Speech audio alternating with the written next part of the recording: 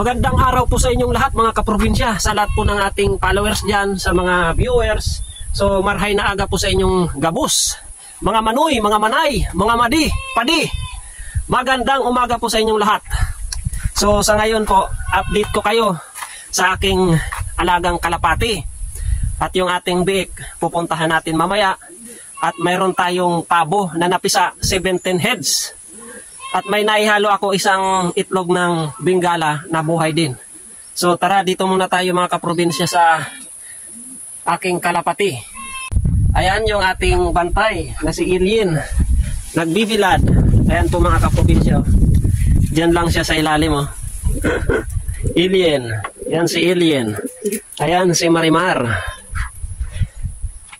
So ito pala mga kaprobinsya yung ating mahalagang kalapati.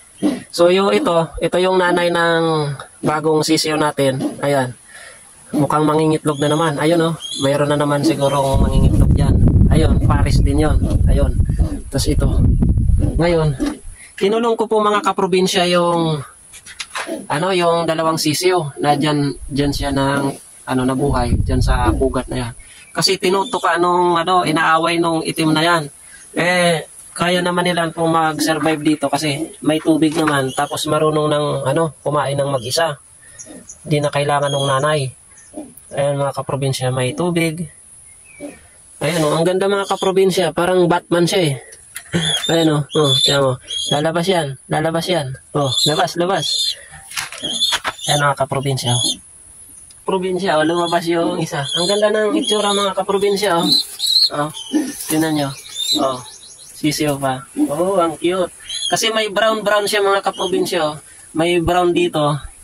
Tapos yung ulo niya, parang Batman. Tapos may itim. Buntot niya itim. Ayan Ito kasi may natumuka Parang gusto pa magpa sa nanay niya. Bunjing to samantalang yung mas maliit, magaling kumain. Malakas kumain. Puro inom ka lang ng tubig. Paano kalalaki niyan? Ayan, pumasok. Ayan yung isa, busog na busog yung isa. Ang lakas kumain ng isa, Taba. Kasi ito, ayaw kumain. Nagpakitang gila siya. Ayan. Siguro, natin ang pangalan, Sige, mag-iisip tayo. Mga kaprobinsya, comment kayo kung anong magandang ipangalan natin dito sa ating alagang kalapati. Ayan mga kaprobinsya Ayan Op. Tapos dito, ito naman kulay itim na may puti-puti. Ayan Wow. Ayan mga kaprobinsya Brown na may ang ganda pagka Tapos may itim, tapos may puti. Ang ganda. Tingnan niyo mga kaprobinsya Ayan Wow. Ayan mga kaprobinsya. Alam niyo mga kaprobinsya, kung isipin natin, itong pag-aalaga ng kalapati, hindi ko naman ilalaban sa racing. Na kumbaga, yung ating gastos, konsumo, pinapakain natin ng feeds. Tapos yung mais, binibili natin kasi hindi pa tayo makapagtanim sa ngayon. Kung isipin ng iba, tapos pinagawan pa natin ng maayos na bahay sila. Tapos, ayan, ginastosan natin. Pero ako naman, personal ko mga kaprobinsya, hindi ko iniisip yung gastos. Kung isipin natin, yung ating gastos, parang hindi naman babalik sa atin Ito, pinabahayan ko ng maayos, pinagawan ko ng bahay, tapos pinapakain natin. Hindi ko naman iniisip na ito po ay parang pagkakitaan. O yung iba, nilalaban sa racing.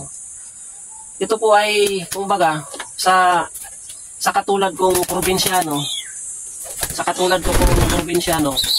simple lang po yung kaligayahan ko Yung mag-alaga ng mga hayop. Tapos nakikita ko na napapakain ko sila, nakikita ko na parang komportable sila sa mundo nilang ginagalawan. Kasi malaya silang lumipad. Ayan, sa kabundukan, may maraming kahoy, palipat-lipat sila dyan, may maayos silang bahay. Yun, parang sa akin, fulfillment na sa akin na nabigyan ko sila ng maayos na buhay. Yun po yung kasiyahan ko, na mabigyan ko sila ng komportableng buhay. Di ba, yun naman talaga eh. Yun naman po talaga eh. Simple lang po kasi yung kaligayahan ko. Kaming mga probinsyano, yun lang po yung aming kaligayahan, na mababaw lang, simple lang. Simple lang po yung aming kaligayahan. Kaya ako natutuwa na, ayan, mga alaga nating ibon, kalapate. Yun lang po mga kaprobinsya. Kaprobinsya, hinahabol niya yung nanay niya, bonjing kasi eh. Bonjing yung ating alagang isa eh. Ayan o. Ay yung isa, malakas na tumuka mga kaprobinsya. Eh siya po, ayan o, ayan yung isa o. Malakas yan tumuka, busog na busog. Ito gusto naman, gusto niya naman pakain. Ang gusto naman niya, magpasubo sa nanay niya. Ayan o. Gusto niya magpasubo sa nanay niya. Pero mas malaki pa nga siya dun sa isa eh. Ayan mga kaprobinsya oh. Gusto niya nang kumawala, lumipad sa labas. Pero hindi pa masyado kompleto oh. Yung pakpak niya. Nakakatawa mga kaprobinsya oh. Ayan yung nanay niya oh. Mas malaki pa nga siya sa nanay niya oh. Hinahabol niya. Ayan oh. Habol-habol niya yung nanay niya. Ayan yung nanay niya. Ayan o, ayan. O, habol-habol niya. O. Loko talaga tong isa na to. Kaya gagawin natin mga kaprobinsya, ipapasok natin siya doon. Pati yung nanay. Yung nanay niya. Probinsya, ang cute niya mga kaprobinsya. Ayun, lumipad. Yung dalawang kalapati, ayan. Nakakatuwa ang taba nitong isa. Ayan yung mga kaprobinsya. Kasi di ba po may kanta na ibon may malayang lumipad, kulungin mo ay umiiyak. Kaya yung agenda ko sa kanila, yung gusto kong ibigay na buhay sa kanila, malaya sila. Malaya silang lumipad, kumawala, bumalik dito sa bahay nila, mangitlog, magparami. Yun po yung nasa isip ko.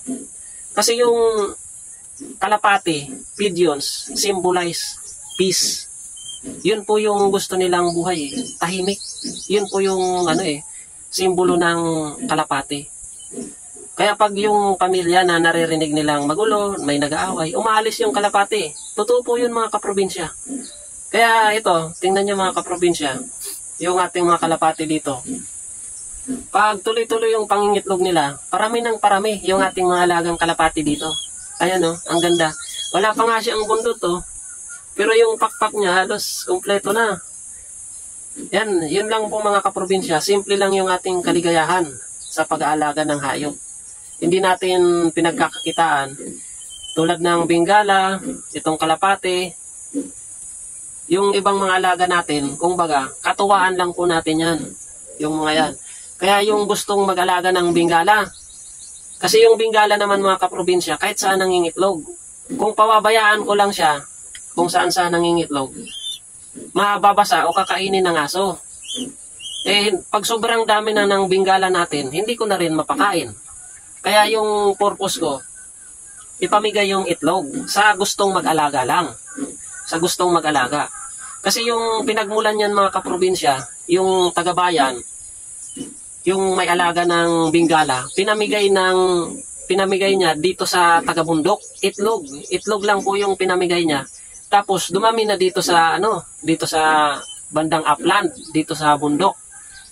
Ngayon, yung iba kasi nga yung napagbigyan ang bahay nasa sentro, sa sentro, doon sa barangay, yung maraming kabahayan, yung siksikan, hindi na rin maalagaan kahit saan nagpupunta, tapos nangingitlog pa sa gubat.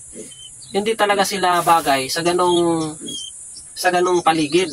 Kasi nga po, kahit saan nangingitlog, maliban kung ikukulong mo. Dapat may malawak ang area. Nga lang, dito naman po mga kaprobinsya, dahil malawak yung ating area, kahit saan naman sila nangingitlog. Ang challenge sa atin, yung hanapin yung itlog nila. Hindi po sila nangingitlog ng sa pugad eh. Marami akong pugad yan sa mga kamalig. Pero hindi sila nangingitlog doon. Kaya yung nasa isip ko, yung sino man gusto mag-alaga ng Bengala, bibigyan ko ng itlog.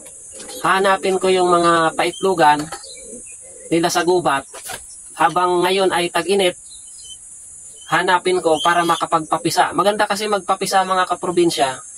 Ipapaliliman natin sa yung may mga manok na alaga. Oh, yun, naglililim naman yun, tanggalin yung itlog ng manok, palitan, ipalit yung itlog ng Bengala. Ganun lang po yun mga kaprobinsya. Madali lang magpapisa niyan, basta tag-init, tag-araw. Kasi nga, pag tag-ulan, pag nakuha ko sa gubat, minsan di na napipisa kasi basa na. Kaya mga kaprobinsya, ito yung timing na maganda para magpapisa ng itlog ng Bengala. So ngayon, hanapin natin mamaya yung itlog ng Bengala na ibang nangingitlog sa gubat. Pero may natandaan akong 2 paitlugan sa gubat nangingitlog.